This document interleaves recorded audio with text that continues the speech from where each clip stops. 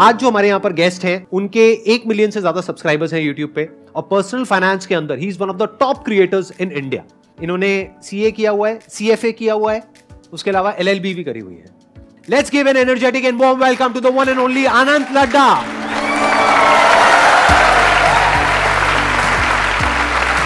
आइए, अरे अरे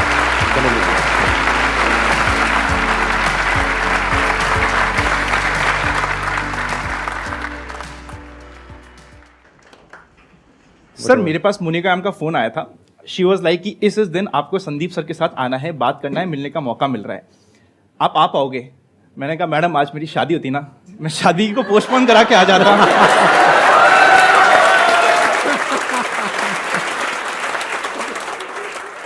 इनका जो एक्सपीरियंस है, इनकी जो अंडरस्टैंडिंग है वो नेक्स्ट लेवल है। अभी जैसे जैसे ये सेशन आगे बढ़ेगा आपको समझ आएगा कि ये कितने सिंपल तरीके से कॉम्प्लेक्स चीजों को समझाएंगे आप लोगों को। तो जो भी क्वेश्चंस हैं आप लोगों के माइंड में जैसे भी हैं आप इनसे पूछ सकते हैं। आई एम श्योर आपको बहुत हेल्प होगी। सर, दो चीजें होती हैं, एक तो होता है कि आपने कहीं पे इन्वेस्ट कर दिया किसी स्टॉक में, और जो सेकंड होती है वो ट्रेडिंग होती है। आज के टाइम पे हम दोनों चीजें करते हैं, बट तो कोई पर्सन अपने लिए कैसे चूज करे कि उसे इन्वेस्टमेंट करनी चाहिए या फिर उसे ट्रेडिंग करनी चाहिए? जब इन्वेस्टमेंट की बात करते हैं तो मुझे पर्सनली म्यूचुअल फंड और इंडेक्स फंड का रूट ज्यादा पसंद आता है, क्योंकि वहां पे आपने एक प्रोफेशनल फंड मैनेजर को पैसा दे दिया कि भाई मुझसे तू थोड़ा सा पैसा ले ले, पर मेरे ढंग से मैनेज कर लेना, क्योंकि मेरा इस चीज में प्रोफेशनलिज्म नहीं है।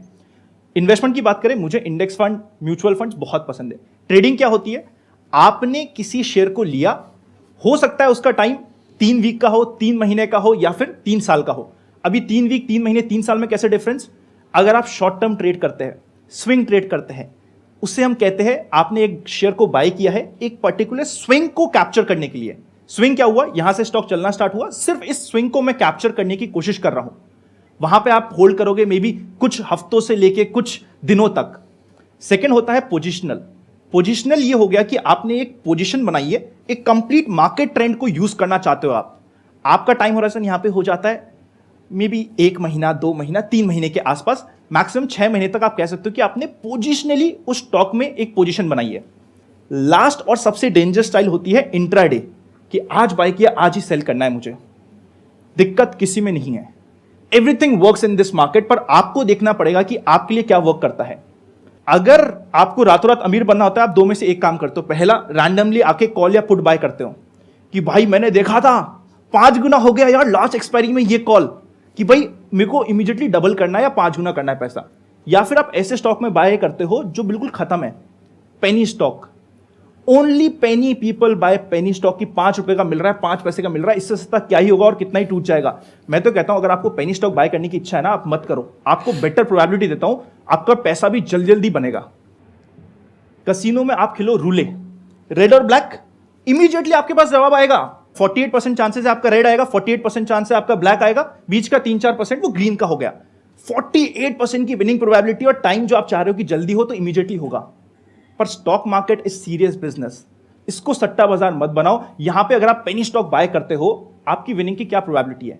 1%, 2%, 3%, कि आप एकदम ही भगवान के बंदे हो गए, भगवान ने आपके ऊपर आशीर्वाद रखा है, 4% मान लो।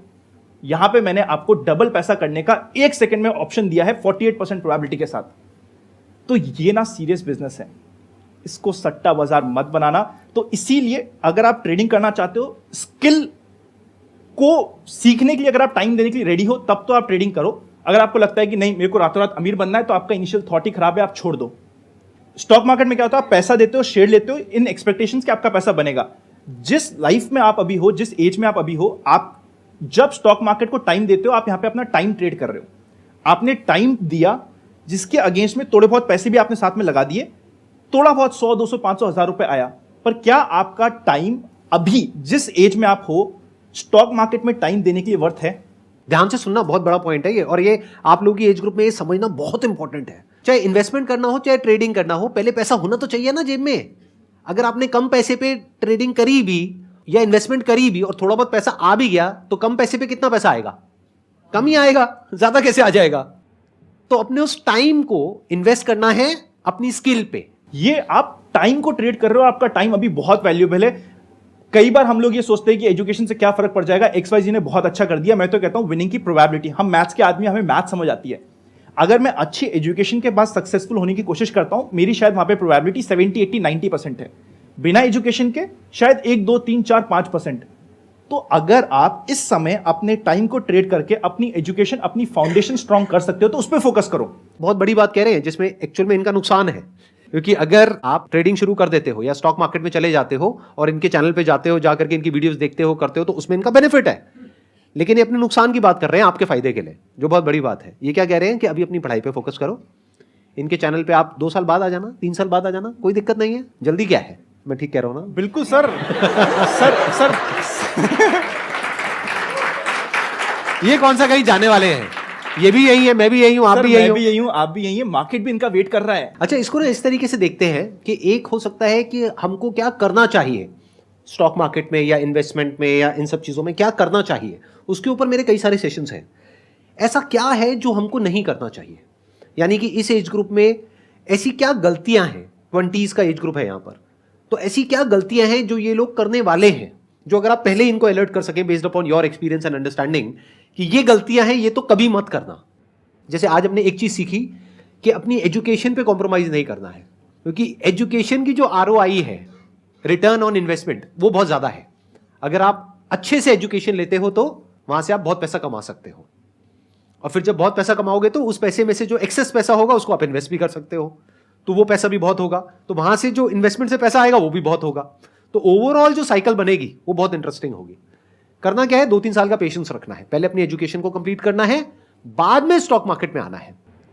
और ऐसा क्या पॉइंट है जिसको हमको समझना है बेस्ड अपॉन योर एक्सपीरियंस कि जो इस एज ग्रुप में हम गलतियां करते हैं या ये करने वाले हैं और वो नहीं करनी चाहिए?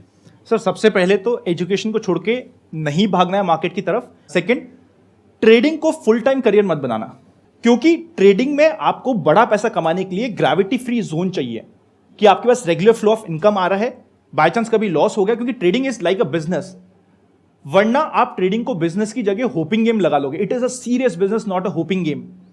ट्रेडिंग को अगर आप जेन्युइनली बिजनेस बनाना चाहते हो तो अपनी रेगुलर फ्लो ऑफ इनकम को कतई मत रोकना, और जो बोल रहा है कि रोक दो, उनसे खुद से पूछना कि सर फिर आपने क्यों चालू कर रखी है। मैं भी नहीं रोकता आज के दिन। आई एम वेरी अपफ्रंट कि मैं फुल टाइम मार्केट में ट्रेड भी कर रहा हूं, मेरा म्यूचुअल फंड का पोर्टफोलियो भी है, बट फिर भी मेरी बाकी सारी अदर सोर्स ऑफ इनकम है जो मेरे को लिबर्टी देती है मार्केट में बड़ा रिस्क लेने की। कभी भी अपनी जॉब छोड़ दी कि मेरे पास एक बार 20-25 लाख रुपए हो गए, अब तो मैं ट्रेडिंग से कमाऊंगा, मत करना ये काम। सेकेंड इंपॉर्टेंट मिस्टेक जो आपको इमीडिएटली बहुत सारे लोग अट्रैक्ट करके बोलेंगे, जो भी बोल रहा है क्या वो खुद फॉलो कर रहा है, एक बार देख लेना, नहीं कर रहा होगा। लोग सेशंस लेते हैं जिसमें वो 50-50 हजार रुपए लेते हैं और वहां पे आके कहते हैं कि आप फुल टाइम ट्रेडर बन जाओ। अरे भैया तू बन पहले। यार तुम बने नहीं, मेरे को बोल रहे हो, मत करना।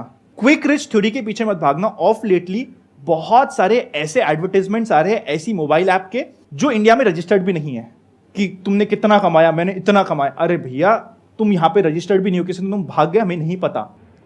लाइफ में ना माँ के और पापा के प्यार के अलावा कुछ भी फ्री नहीं है। ये तो सच्ची मेरे को भी आपसे बोलना पड़ेगा, माँ बाप का प्यार, संदीप सर की थॉट प्रोसेस और सेशन के अलावा लाइफ में कुछ फ्री नहीं मिलता।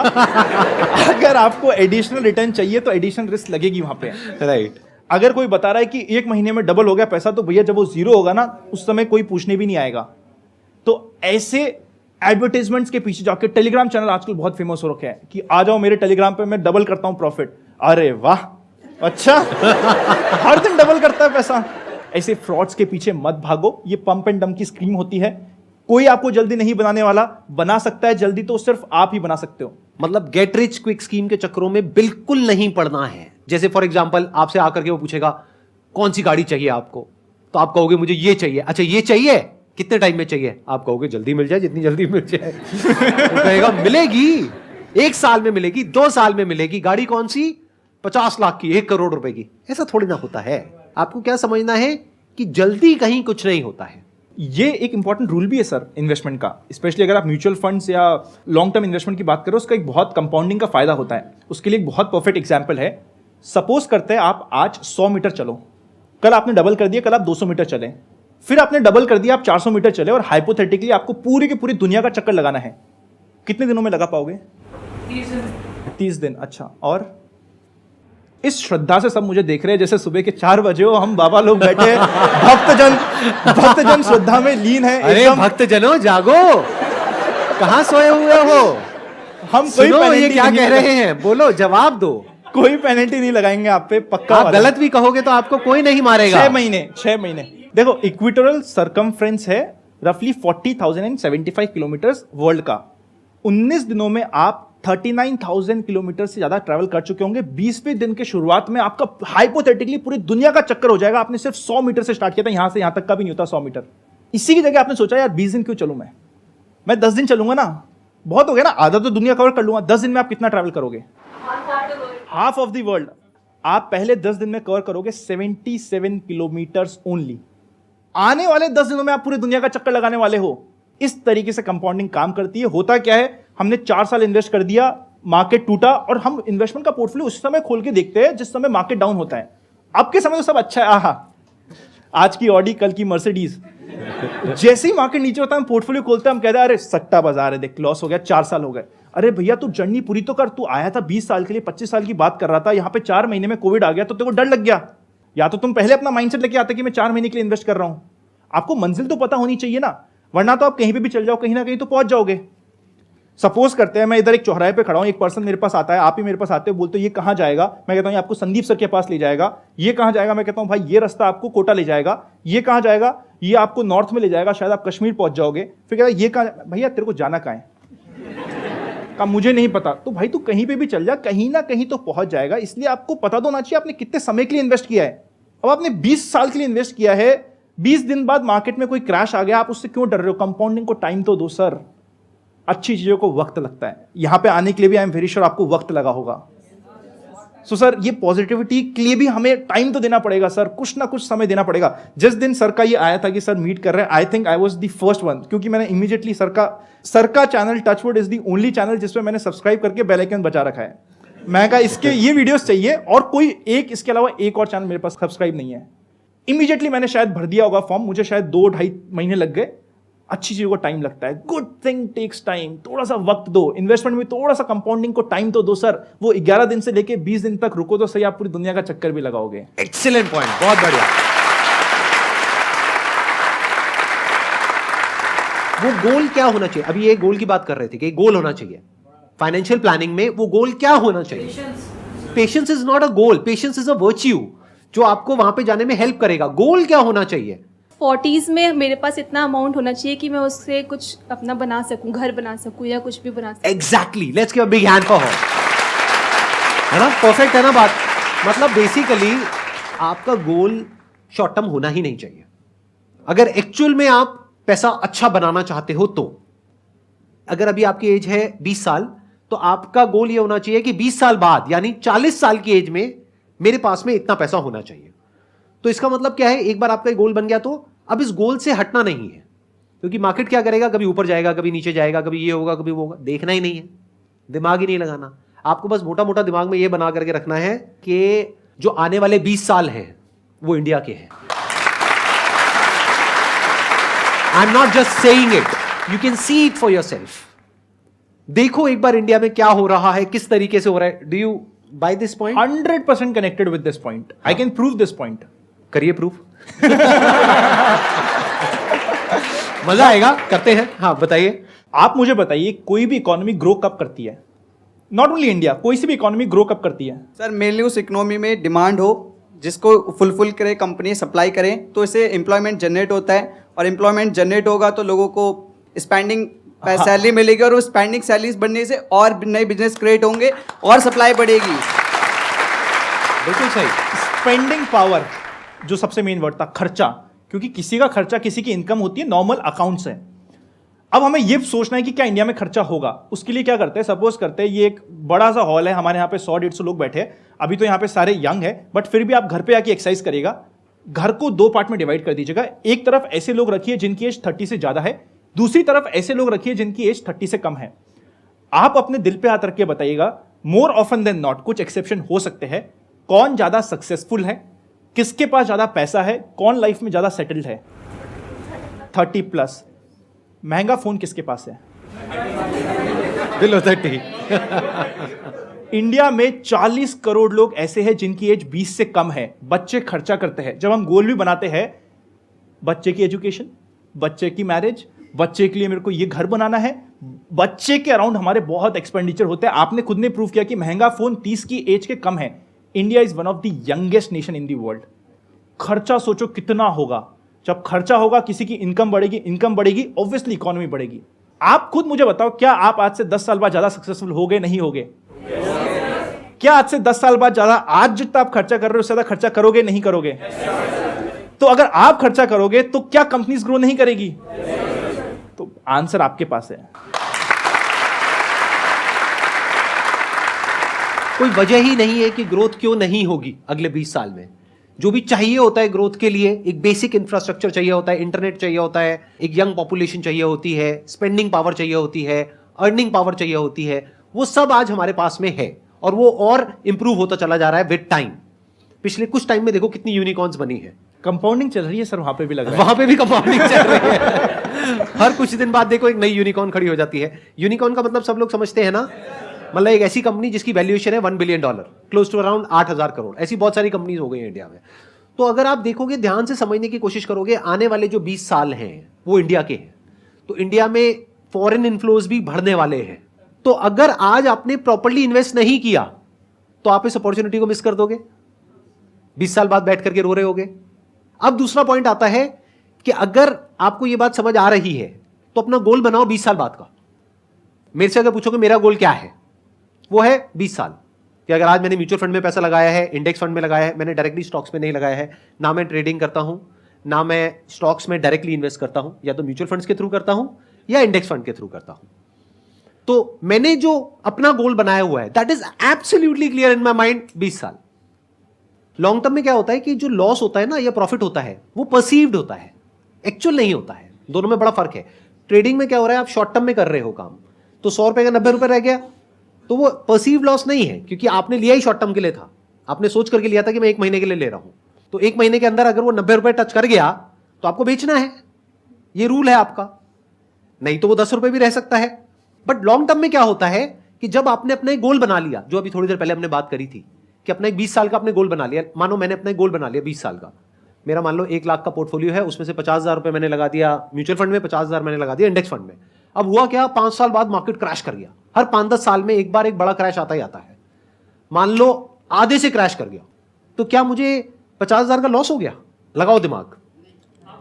लॉस तब हुआ अगर मैंने वो लॉस बुक किया, यानी मैंने बेच दिया तो, मैं बाहर निकल गया तो। नहीं तो वो परसीव्ड लॉस है, वो किताबों में दिख रहा है, एक्चुअल में नहीं है, क्योंकि मार्केट फिर 1-2 साल बाद वापस से ऊपर आएगा। और हर बार जब नीचे के बाद में ऊपर आता है तो पुराने हाई को तोड़ देता है। जैसे कोविड के टाइम पे जो पीक थी सेंसेक्स की, I think that was around 40-45,000 के आसपास में, और एक बार को मार्केट नीचे गया 26,000 तक भी गया था। अभी जो नई पीक बनाई है वो 62,000 के आसपास है। तो अगर कोविड के टाइम पे क्रैश हुआ मार्केट और आपने बेच दिया तो वो एक्चुअल लॉस हो गया आपका। बट अगर आपने होल्ड करके रखा, क्योंकि आपका मोटिव शॉर्ट टर्म है ही नहीं, आपका मोटिव 20 साल का है, तो लॉस कहां हुआ?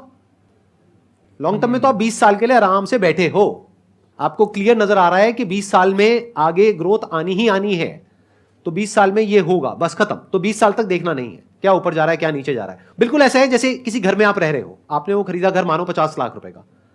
अब आपने डीलर से जाकर के पूछा, हाँ भाई कितने का है? उसने कहा 30 लाख रुपए का। तो क्या करोगे, घर बेच दोगे? क्या करोगे? रहोगे ना उसी घर में 2-4 साल, 5 साल, 10 साल, फिर वापस वो 1 करोड़ का हो गया तो क्या करोगे, बेच दोगे।